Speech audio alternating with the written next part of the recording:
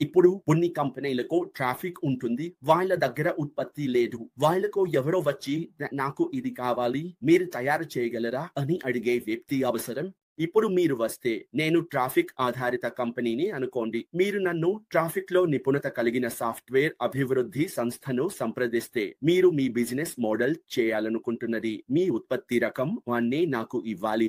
అప్పుడు నేను దాన్ని తగిన విధంగా రూపొందించాలి. నా సాఫ్ట్‌వేర్‌ను మీ ఉత్పత్తికి కస్టమర్‌లను ఆకర్షించేలా నిర్మించాలి. అది అలా జరుగుతుంది. మీరు మీ ఉత్పత్తికి కస్టమర్‌లను తీసుకురావాలి. మీ యూజర్ జర్నీని నాకు తెలుసుకోవాలి. దాన్ని యూజర్ జర్నీ అంటారు. మీరు సాధించాలనుకుంటున్నది నాకు తెలుసు. మీరు నాకు ప్రత్యేకమైన విషయం ఉంది అన్నారు. ఉదాహరణకు వీడియో కాన్ఫరెన్స్. నేను దాన్ని పెట్టాలి. మీరు నాకు విశ్లేషణ అన్నీ ఇవ్వాలి. అప్పుడు నేను ట్రాఫిక్ తెరిచి, డేటా ఉపయోగించి ఫిల్టర్ చేసి మీ సైట్‌కి పంపిస్తాను. ఇప్పుడు దగ్గర ఆధునికమైన ఏమిటంటే ట్రాఫిక్ ఉంది. నూతనమైనది, తాజాదైనది. ఎందుకంటే ప్రతిసారి ప్రజలు అప్‌గ్రేడ్ చేస్తారు. వారు అప్‌గ్రేడ్ చేస్తూనే ఉంటారు. అందువల్ల అతను ఉత్పత్తి ఉన్నందున ఏదో ఒకటి నిర్మిస్తూ వస్తున్నాడు. ఏం జరుగుతుంది?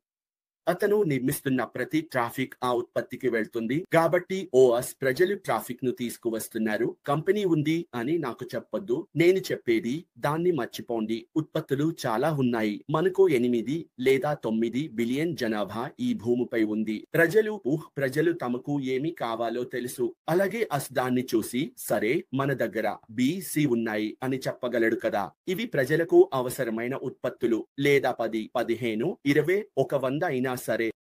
ఆ ప్రజలను ఎలా లక్ష్యంగా చేసుకోవాలి? ఆ కస్టమర్‌ను ఆ సైట్‌కి ఎలా తీసుకురావాలి? మీకు తెలుసా? మరియు నేను చెప్పేది మీ దగ్గర ఉంది కాబట్టి ఏదైనా ఉన్నా వాళ్ళు చెబుతారు ఇది ఉంది. సరే ముందుకు రండి చూద్దాం ఏమంటారు వెనక్కి. యూట్యూబ్ వచ్చినప్పుడు అది చిన్న వీడియో కాన్ఫరెన్సింగ్ లాంటిది.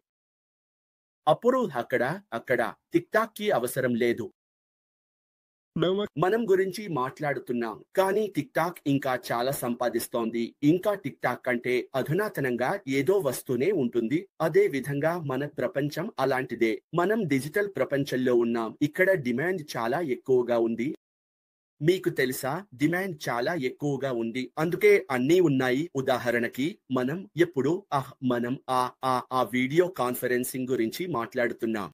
చాలా వీడియో కాన్ఫరెన్సింగ్ ప్లాట్‌ఫార్మ్స్ ఉన్నాయి. వీటికి వచ్చినవి మీకు సిస్కో వెబెక్స్ ఉంది. మీకు టీమ్స్, మైక్రోసాఫ్ట్ టీమ్స్ ఉంది. మీకు గూగుల్ హ్యాంగౌట్ ఉంది. మనకు జూమ్ ఎందుకు ఉంది? ఈ విషయం మాట్లాడినప్పుడు జూమ్ లేదు. అయితే ఎందుకు? జూమ్ ఎందుకు? అంటే చెప్పాలంటే ఇది ఎప్పుడూ సరిపోదు అని చెప్పడానికే. మీరు ఎంతగా వారికి అవసరమైన దాన్ని ఆధునికంగా, భిన్నంగా, సాఫీగా తీసుకొస్తే అంతగా ప్రజలు దానిలోకి దిగిపోతారు. ప్రజలు కేవలం ఏదైనా భిన్నమైన దాన్ని కోరుకుంటారు. మనమిప్పుడు అనేక క్లిక్స్ గురించి మాట్లాడుతున్నాం. నేను ఏదైనా ఒకే క్లిక్‌తో తీసుకొస్తాను. అవును. ఎవరైనా ఇది నా సమయాన్ని ఆదా చేస్తుంది అంటారు. కొత్తదాన్ని భవిష్యత్తు దృష్టితో చూపించండి. ప్రజల జీవితం సులభంగా కావాలని కోరుకుంటారు. వీడియో కాన్ఫరెన్సింగ్ మరియు అందులో ఏది నాకు అందుబాటులో ఉంటుంది అక్కడికే వారు వెళ్తారు. ఒకటి అందుబాటు. ఎందుకంటే మీరు నాకు ఇది అని చెప్పినప్పుడు అది నాకు అందుబాటులో ఉందా? ప్రతి కంపెనీ ప్రతి ఉత్పత్తిని పరిశీలిస్తుంది. వారు అంటారు ఒకటి నాకు రిటర్న్ కావాలి. ఇది నాకు అందుబాటులో ఉందా అని చూడాలి. మిస్టర్ రష్ భవిష్యత్తును దృష్టిలో ఉంచుకుని అందుబాటులో ఉండేదాన్ని తీసుకుని వచ్చారు. అలాగే ట్రాఫిక్ కూడా ఉంది. మీకు తెలుసా? ప్రతిదీ అందరికీ అందుబాటులో ఉంది. అందుకే అదే అసలు ఆటను మార్చే అంశం. ఆయన దీన్ని నిర్మిస్తున్నారు. ఇది ఒక సాఫ్ట్‌వేర్ అభివృద్ధి సంస్థ. ఆయన దీన్ని భవిష్యత్తును దృష్టిలో ఉంచుకుని నిర్మిస్తున్నారు. ఆ వైపు ట్రాఫిక్ ను తీస్తారు. ధరే హత్యకారి. మీరు మీ ధరను తగ్గిస్తే నేను నా ధరను తగ్గిస్తాను. రోజు చివరికి మూడవ పార్టీ ఉండదు. ఎందుకంటే మీరు అన్ని ఇంట్లోనే నిర్మిస్తే మీరు మూడవ పార్టీలు, అనుబంధ సంస్థలు, సరఫరాదారులను ఎక్కువగా ఉపయోగించకపోతే ఏమవుతుంది? మీ ఉత్పత్తి తక్కువ ధరలో ఉంటుంది. మీరు దాన్ని ఏ ధర వద్దైనా పెట్టవచ్చు. చాలా కంపెనీలు ఉత్పత్తులు ఎందుకు ఖరీదుగా ఉంటాయంటే వారు మూడవ పార్టీ సరఫరాదారులతో వ్యవహరిస్తారు. అందుకే ఇతరులకు చెల్లించాలి. అప్పుడు ఉత్పత్తి తక్కువ ధరలో ఉండటం కష్టం. అన్నాడు. అన్ని ఇంట్లోకి తీసుకురా. అందుకే నా ధర అతను ఇది చేయడానికి కారణం అతను మానవాడిని సహాయపడాలని కోరుకుంటున్నాడు. ఇది మానవత్వం గురించి. అందుకే అతను తీసుకురావడంలో అతను అంత సమయం కష్టం తీసుకుంటున్నాడు. దాన్ని తగ్గించడానికి, మానవాళిని ఆశీర్వదించడానికి. ఎందుకంటే చాలా మంది సరఫరాదారులు వస్తే ఏమవుతుంది? మీరు మానవాళిని ఎలా ఆశీర్వదించగలరు? డబ్బు పోతుంది. సరఫరాదారులతో అక్కడ మానవత్వం లేదు. అతను కష్టం పడుతున్నాడు. దిగివచ్చి అన్ని ఇంట్లోకి తీసుకురావడం వల్ల ఖర్చు అందరికీ అందుబాటులో ఉంటుంది. ఎందుకంటే ఒకటి అందుబాటులో ఇవ్వడం అంటే అది ఇప్పటికే ఒక ఆశీర్వాదం. ఒక కంపెనీ వందలాది వేల రూపాయలు చెల్లించగలిగే దానికి వస్తే ఆ వ్యక్తి ఆ కంపెనీ వచ్చి సరే నేను కొన్ని వందలు మాత్రమే చెల్లిస్తాను అని చెబితే అది ఒక ఆశీర్వాదం. మీకు తెలుసా, కొన్నిసార్లు వారు ఉద్యోగులను పూర్తిగా తొలగిస్తారు. వారు కోరుకున్నందుకే కాదు, కానీ ఈ సాఫ్ట్వేర్ ను కొనుగోలు చేయలేరు కాబట్టి. కొన్ని కంపెనీలు సాఫ్ట్వేర్ ను కొనుగోలు చేయలేకపోవడం వల్ల ఎదగలేరు కూడా. మీకు అందుబాటులో ఉండే భవిష్యత్ దృష్టితో కూడిన సాఫ్ట్వేర్ ను ఇచ్చే కంపెనీ ఉంటే ఎలా? మీరు తిరస్కరిస్తారా? మీరు తిరస్కరించలేరు. దాన్ని మించిపోవడం సాధ్యం కాదు. అదే అసలు ఆట, అదే మార్పు, అదే గేమ్ చేంజర్. అష్ ముఫారా తీసుకొస్తున్నది ఇదే. అవును, మీరు చెప్పింది నిజమే. ఎందుకంటే జీన్ కూడా అంటున్నారు, మన కంపెనీ ప్రపంచానికి తీసుకురాబోయే విషయాల కోసం నేను చాలా ఉత్సాహంగా ఉన్నాను. ఇది కొత్తది, అవసరమైనది, అత్యుత్తమమైనది మరియు అత్యధిక విలువ కలిగినదిగా ఉంటుంది. మరియు ఆమె ఖచ్చితంగా మీతో ఏకీభవిస్తున్నారు మీరు చెప్పిన దానితో. మీకు తెలుసు, ఈ అన్ని విషయాల గురించి మీరు ఆలోచించినప్పుడు మళ్ళీ నేను మీరు చెప్పిన దాన్ని మరొకసారి పునరుద్ధి చేయాలనుకుంటున్నాను. ఎందుకంటే ఆటోమేషన్, AI మరియు ఆ విషయాల వల్ల స్పందనలు వేగంగా, స్థిరంగా మరియు చాలా ఉపయోగకరంగా ఉంటున్నాయని మీరు చూస్తున్నారు. ఉదాహరణకి, మీరు చాట్బాట్స్ ద్వారా 24/7 సహాయం అందుబాటులో ఉన్నప్పుడు సంప్రదాయ పద్ధతిలో లాగా కాదు. అక్కడ మీరు రాత్రంతా వేచి ఉండాలి. రేపు ఉదయం 9 గంటలకు వారు ఆఫీసులోకి వచ్చే వరకు అప్పుడు ఫోన్ చేయాలి ఇలా. లేదా అది వీకెండ్ అయితే మీరు సోమవారం వరకు వేచి ఉండాల్సి వస్తుంది.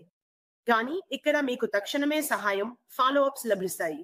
ఉదాహరణకి, మీరు ఇమెయిల్స్ లో ఫాలో అప్స్ పొందుతారు. కొన్ని ఇమెయిల్స్ మీకు గుర్తు చేస్తాయి, మీరు ఈ ఇమెయిల్ ను స్వీకరించారు. మీరు ప్రతిస్పందించాలనుకుంటున్నారా? మీరు ఇంకా అలాంటి విషయాలు. అలా ఫాలో అప్స్ ఉన్నప్పుడు మీకు రిమైండర్స్ వస్తాయి. అవి సమయానికి వస్తాయి ఎందుకంటే అవి ప్రోగ్రామ్ చేసి మీకు గుర్తు చేయడానికి సెట్ చేస్తారు, ఈ రోజున మీరు ఇది చేయాలి అని. అర్థమైంది కదా? ఇది విషయాలను వేరుగా చేస్తుంది, తెలుసా? అయితే కాలిన్స్, మనం ఆటోమేషన్ ను ఎంతగా అభినందించినా, ప్రేమించినా, వాళ్ళు చేస్తున్న అన్ని విషయాలను చూసినా, ఇంకా ప్రజలు ఫిర్యాదు చేస్తూనే ఉంటారు, తెలుసా? ప్రజలు, మీరు వినిపిస్తారు.